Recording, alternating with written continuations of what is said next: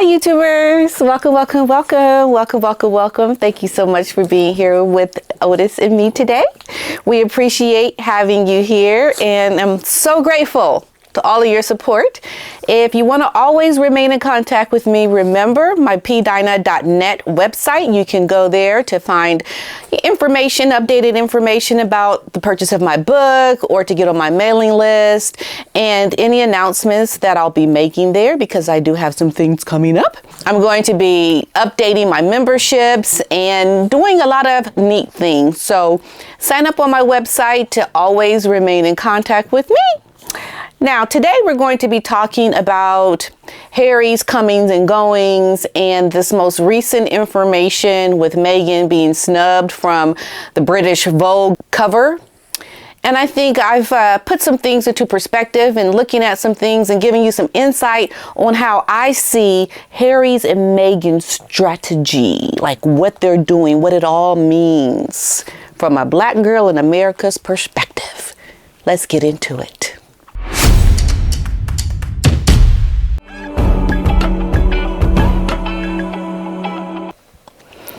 Otis is so excited about today's news. Yes, that girl Meghan was not on the cover of British Vogue. I'm like, what in the world is going on here? Everything should have told us that she was there. But before we talk about that, Mr. Otis, you know what I'm saying? Do you know that Harry, when he went to the UK, no licky lick, no licky lick. When he went to the UK, he announced it. He told the media, he's like, look, I'm going over to see my papa. And he let the whole world know, thus giving us insight into his perspective on what he's really all about. Because what I believe he is doing, he is showing the royals that, look, I have to fend for myself. My life is public now. So whenever I do something, it's for branding purposes. And it's your fault, royals. You're the reason why I'm doing what I do when I have to make these announcements about what I'm doing. And so he made this announcement to let everyone know that he was going to come over. And then when he got there, he knew he couldn't stay. He knew that he wasn't going to have much time. And I don't even know if it was the king, right, who was telling him, look, I got a few minutes. What's up? Because he already had the king waiting.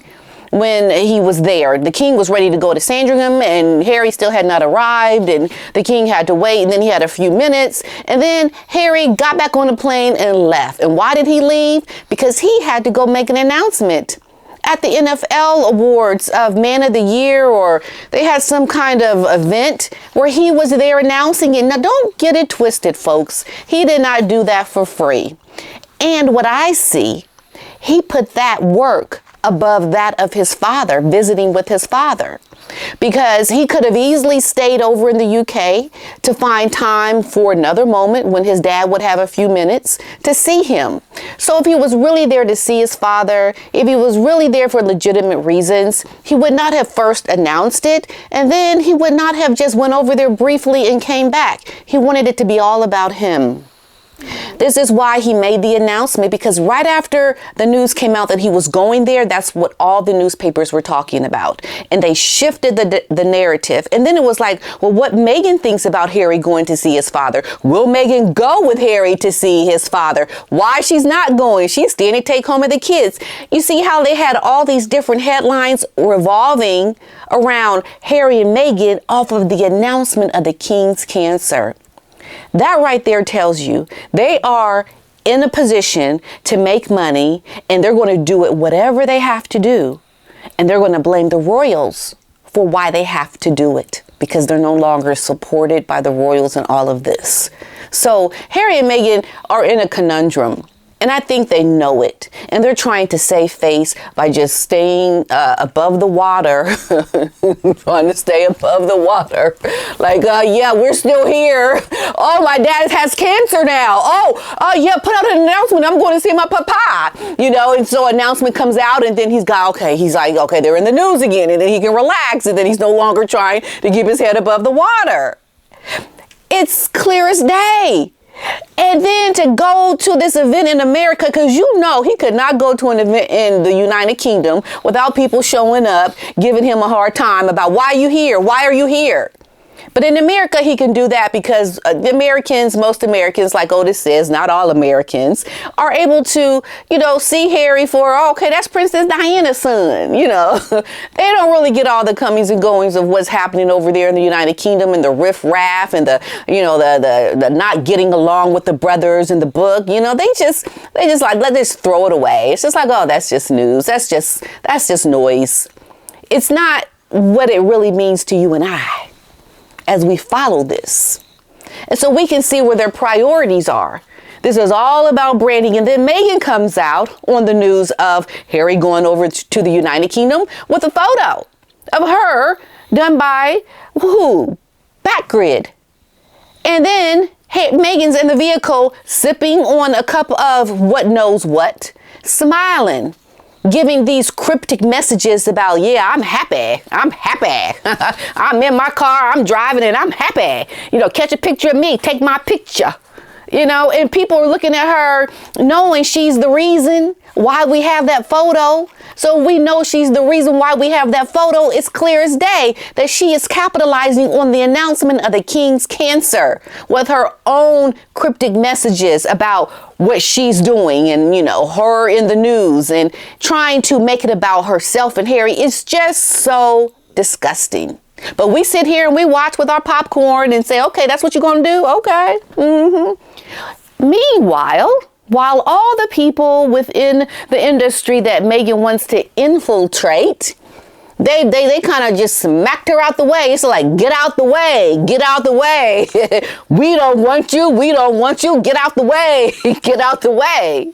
Because she was not on the cover of this very special edition of Vogue, British Vogue, which said clearly legendary.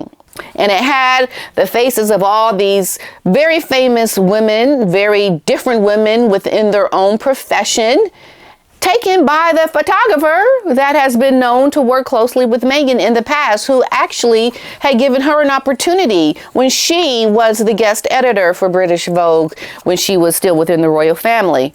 When Meghan did this guest editor appearance on Vogue, when Meghan spent 7 months guest editing the September issue of Vogue dedicated to the 15 changemakers, including a lot of famous people that she wanted to have on the cover of this magazine. Now, we know that this cover had a lot of criticism from Meghan, even myself. I did a video on it. And they were attacking Meghan for being this contributing editor.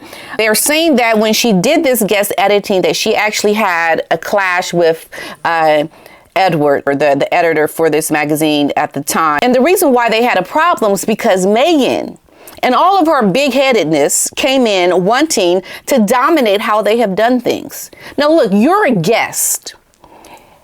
Being allowed to contribute to this magazine, you're going to work within the confines of the people who are allowing you to come into their household. But that's not what Meghan did. She came in wanting to change things. She's like, okay, we're going to change this schedule. We're going to do this. We're going to have the issue come out in America first and then in Great Britain. And like, she wanted to change up the whole script. And it's like, no, you're the guest. You're the guest. Just like when she came into the royal household, wanting to change things, within the church that she was getting married in and wanting to be the one that had the loudest voice to make the changes. But she didn't have the right to do this. Who had the right to do this, might you ask? It would have been the Queen, the late Queen Elizabeth. And she wanted to have the say over the late Queen. And people like, you're not coming up into our house telling us how we do things. Girl, you better get to skipping. We're not listening to you. You lucky you even here, let alone being able to have a voice in this thing that we're doing with you, let alone make changes that we don't want. But she wanted to do things the way she wanted to do things because that's what she is used to. And this is why her head is so big and why she can barely hold it up and why she's always walking crooked. Because she don't know how to stand straight up and humble herself to make that big head of hers go down. Okay, so that's the problem that we've had, that she had this conflict with this Edward gentleman when she was working with him on this British Vogue magazine, so much so that it came out in Tom Bower's book. And he talked about how the most heated clash came when Meghan was asked her head of communications, Sarah Latham, to get Vogue to change its schedule so that the magazine would publish the U.S. first and then second the U.K. Okay, this is British Vogue. Okay, but you want them to be second fiddle to the U.S. just because you're an American. Okay, you want us to put out our magazine in America first and then the UK. But this is British Vogue, woman. What you talking? They were like, no, we're not going to do that. That's not going to happen. Okay, so she thought she could go in it. You know, if you're an editor and you're the guest editor, you're like, oh, okay, I understand. You know, this is British Vogue. Yes, we'll have the British version come out first and then the US version. No problem, no problem. But she couldn't do that because she's stuck in her egotistical ways as an American and she wants things to be done her way. Okay, and they were like, no, it's not going to happen. Check yourself, woman. Check it. Check your ego at the door. That's right, Otis, right? We say check it. Now, so Edward, he rejected when Sarah Latham came to him asking to do this request. And that's when it all crumbled. It was this audacity to come in and to try to have us change things, which really made things go south for Meghan in her relationship with Edward and those within the British Vogue communications team. You know, everyone a part of this project that were working with Meghan, people just weren't feeling it. They weren't feeling it. And then Edward talked about the coronation of the king and like, it's great. And he really gave props to the king for, you know, his moving forward and being a change maker. And, you know, he really did things that went against the things that Meghan liked. Meghan wanted to always have this conflict with the royals. But, you know, other people that work with Meghan, they thought that they could like her and also like the British monarchy, too, at the same time. But, you know, Meghan wasn't feeling that. And so I think things got even worse when, you know, he was supportive of the king. And they just could not see themselves being eye to eye after working together. But what I found so interesting was when he was asked this question about the king's coronation, because he was celebrating this. This is great. You know, this is going to be a great moment in history, the king's coronation. And then a reporter had asked him how he feels about Meghan's decision to stay in California for the king's coronation. And he refused to answer the question because his mama, I'm sure, told him, if you can't say something nice, don't say it at all. And so we could see things shifted after Meghan worked with him. He was not feeling Meghan anymore. He was supporting the king, and he did not want to answer the question about Meghan not coming to the coronation. While he was very enthusiastic about the coronation, he had no words why Meghan wouldn't show her big-headed ego up. He didn't have anything to say about that. And then one of the people working with Edward at the time said, okay, I think we better leave now. And that's when they left because, yeah, he didn't want to say anything too negative about it. So we can see after Meghan had this moment of working with Edward, they, you know, things just did not go forward in the way I'm sure Meghan would have hoped. But she can't read a room. She can't seem to check that big head. It's swollen and it's stuck, big and bloated. Then the question becomes later in our time presently. We have this great, beautiful magazine cover that has come out with all these wonderful women of our time, 40 women that came together. Someone who was once a close friend of Meghan's, she was nowhere to be seen on the cover of this magazine. I mean, we've got some pretty iconic women here.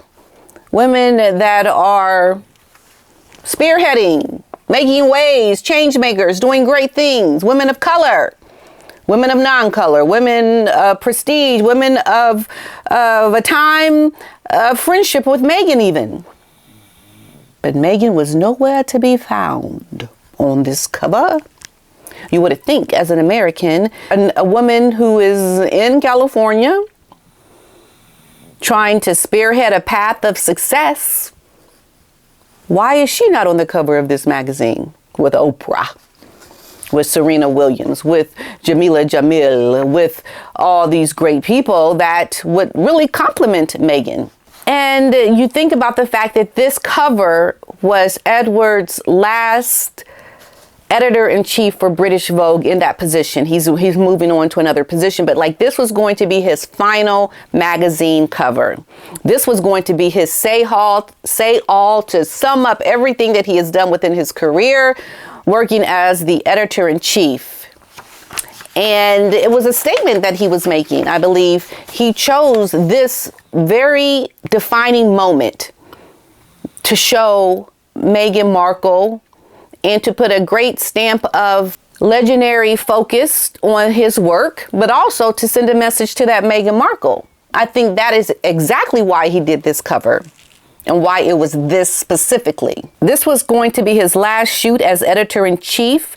What he was able to do was to bring together 40 stars together at the same time in one room for this one iconic shot for the cover of the British Vogue magazine. This is something that he thought of, something that he wanted to do as his last hurrah.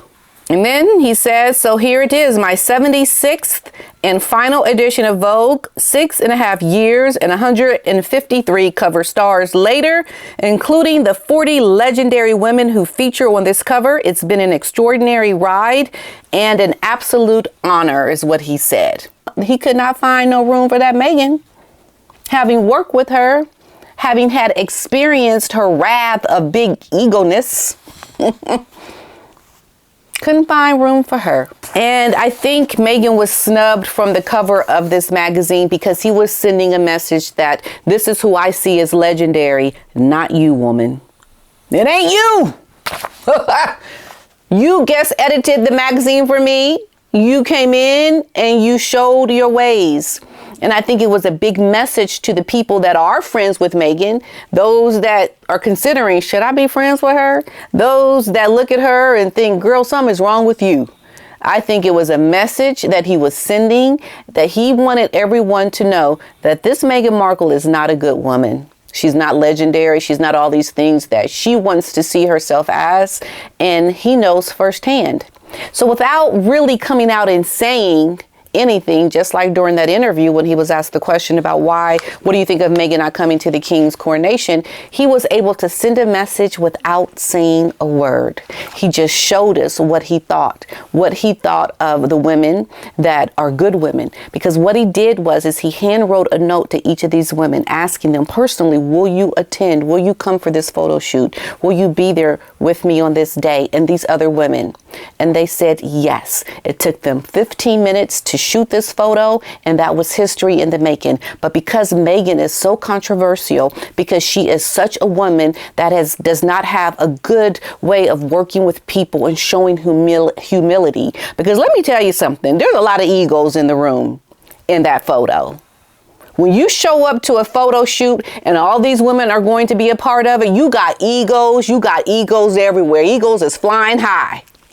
But the fact that these women could come into this room, egos and all, maybe some that don't, but I'm sure some that do, they were able to come in and contain their ego in their big head for the sake of this final moment from Edward, and to show unity, to show that we're going to come together. We're going to allow ourselves to be celebrated as legendary because of all the work we've done.